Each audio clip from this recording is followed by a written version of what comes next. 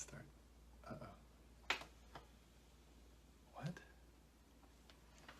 Hello, it's Melanie. And Scotty-O with Ecstatic Hearts. So today's topic is passion, keeping your passion alive and thriving.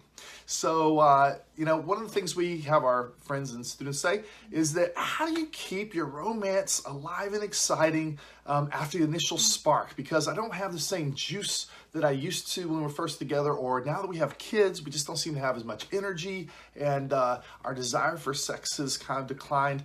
Well, we are here to share some of what our experiences are that have really made a really impressive difference in our lives. And I have to say the short answer is Tantra. Without belaboring our favorite topic, learning the skills of Tantra has really been a godsend. I mean, one of the key things is that instead of depleting us when we're making love, it actually energizes us, so we have more and more energy instead of less to do things like make love and spend quality time with each other. Another huge benefit is that by learning how to do Tantra, it actually becomes better and better. It's like from when we first got together, and back over 10 years ago, we actually had this natural tantric connection, and it was mind-blowing. It was like, oh my God, I didn't know sex could be this great. I didn't know it told us it could be this wonderful. This must be as good as it gets. And then, hey guys, then about a month later or so, it like had a new plateau. And it was like, oh my gosh, it got even better. Is this possible? And we're like, losing our minds. And then a month later, it's like, not only have we never heard of this, we did not know this was possible, and it just kept getting more magical. And it's been like that approximately every month. It gets better and better for over 10 years, and there's no end in sight. So, by learning how to move the energy and increasing your heart to become more loving and open and connected, about opening up your mind to experience greater possibilities, increasing your sensitivity to lovemaking, and able to have more and more energy and health and vibration, and just being connected on energetically in amazing new ways to each other and to nature. It's really mind-blowing. And so that's the short answer, is learn Tantra. But since we only have a short amount of time in this video, we're going to give you some quick tips that you can take at home. So what else, honey, can we do? So another thing is just knowing that it's possible, believing that you can keep the magic alive and keep the passion alive over the long haul. It doesn't just have to be this short-term honeymoon phase people talk about. Do you know how many honeymoons we went on? Every vacation for at least the first 5 years was our honeymoon. And treating every vacation or every date like it's your honeymoon, or like you're newly in love out together, really makes a difference in keeping that passion alive and not taking each other for granted, at seeing the specialness in each other that you saw in the beginning that made you fall in love in the first place. And the other thing is remembering to feel good. That's another thing. Tantra teaches you all these practices and techniques on feeling good and putting your focus on feeling good, feeling calm, relaxed, happy, excited, and loving. Yeah, because if you're feeling bad, it's most likely because you're thinking about something that you don't have, or something that you're in criticism or judgment about. Whenever you are criticizing or condemning or judging your partner, there's no room for love. So, be wrong and be loved. So many people focus on the wrong things. Whoops. And so when you're with someone, a good practice is to focus on gratitude. What are you grateful for in your lover? Like a wonderful practice that we do is that every day we write down one new thing that we're grateful for in our notebook, and then we share it with each other in the morning or when we go to sleep. And just by focusing over and over again on what we love about our partner, it just makes us fall in love with them all over again. And then accepting also is being in acceptance of the things that maybe are not your ideal yet is also key, because if you're in resistance to it, then what resists persists. So it's like one of our little things is that Melanie's late and it still bothers me, but if like she's don't be late, then that just reinforces it. So it's like it's important, just okay, I'm accepting that Melanie works on her own time and I just get to be with it. And so, being an accepting of the partner is really key as well. And I'd just like to add to that, to the gratitude thing, is writing love letters to each other. Yeah. This man right here, he is so good at writing me love letters for special occasions, holidays, and no occasion at all. He just writes me a letter of, the many ways that he loves me so, and the many things that he's grateful for about me. And I tell you, it never gets old. Even if it's the same things over and over. That's okay. He can tell me 101 ways that he loves me over and over and over. And I'm going to feel it special and awesome. And it's going to keep that love alive for me over and over and over. Yeah, so write love notes to each other, special occasions or for no reason at all. Yeah, pretend you're like in an airport and you just saw each other. Like, it's okay to do public displays of affection. Send each other flowers for no reason at all. Make little gifts that show that you thought about them, that you cared about them. That incorporate their favorite things, that shows that you were listening. And here's another thing is communication. One of the big things that I see gets in the way of people's relationships is some issue comes up and they don't fully talk about it, and they just kind of let the poop in the room smell. They don't actually address what is going on. So it's really important to also have clear, courageous, open communication about everything that's not aligned with you 100%. And then you can express your needs. Use tools like nonviolent communication, do things like active listening, where you are sharing what your needs are. And one of the things that people sometimes get caught up in is they think there's only one way to meet the needs, and it's my way, this right way. And it's like, that's not usually the case. Usually there's multiple ways. You can be creative about how my needs can be met and her needs can be met, and that work for both of us. In fact, ideally, you want to get to the point where I can figure out how I can meet my own needs, so I'm not relying on Melanie at all. But it's good to air and communicate stuff and do it in a loving way. And, and one of the ways we do this, and it's good to also sometimes have a facilitator. I mean, you could do therapy and so forth, but we sometimes just use a friend who could be like a third party person who can, I'll share and then Melanie will listen, and then he might help translate if we get caught up in our own mentality, and then she'll share and I'll listen, then I might make a request and then Melanie can choose whether they accept the request or not. So really, I think 90% of problems can be cleared away with clear communication. So that's really key. Now, how do people, make time for love? How are you suggesting that? Well, my suggestion is scheduling date nights. And along with date nights can go out, or date nights can be in, or they can be out and in and out and in. Anyway, the point is you have to prioritize time spent together and prioritize uninterrupted time together to be romantic.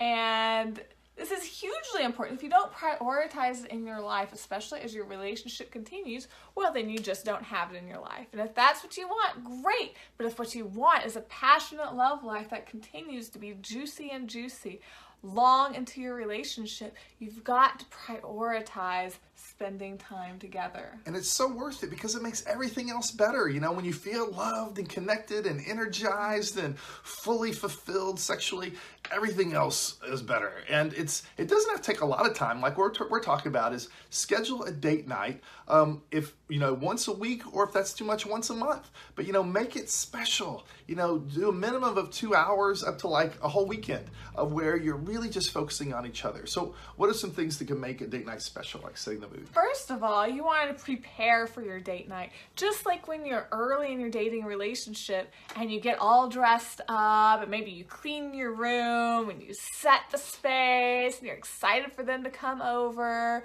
and you're like preparing yourself. Maybe you flirted throughout the day via text or phone or physical affection, getting excited for the evening or the day.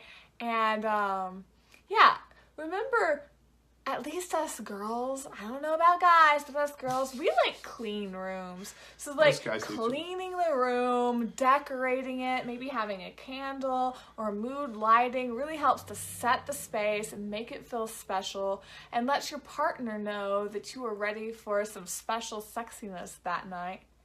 And the other thing is, remember, date night doesn't have to be in the evenings. So date night can also be date day during the day. So even if you have kids, maybe while they're off at school, you snag some time during the day while they're gone and enjoy special times together then. And make time to enjoy sexiness while you both still have energy and you're awake. Because one thing we notice is sometimes we get so excited about going out and being out and dancing and having fun. We spend all of our energy while we're out. By the time we get home, I'm like, whoop. Yeah, but the key is connection, folks. So even if you don't get the sex, if you have quality connection and loving time with each other, that's really what it's all about.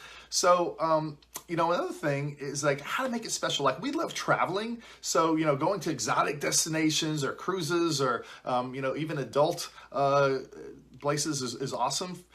And it doesn't have to be that crazy. Like, creativity, I think, is the key. Like one of the things we do just to make it fun is we do theme nights. So like different things you can do where you can like dress up and go out as like, cowboys and Indians or hippies, 60s hippies or pirates and booty or barbarians or medieval knights or, it goes on and on. I've got a list of like 100 of them. And, like think of creative ways to go out. So if we were at like cowboy night, we'd like put on our boots and our hats and our dungarees and we'd, go horseback riding and we eat barbecue and we'd, go country western dance. We talk in our Texas accents. We'd let them out more.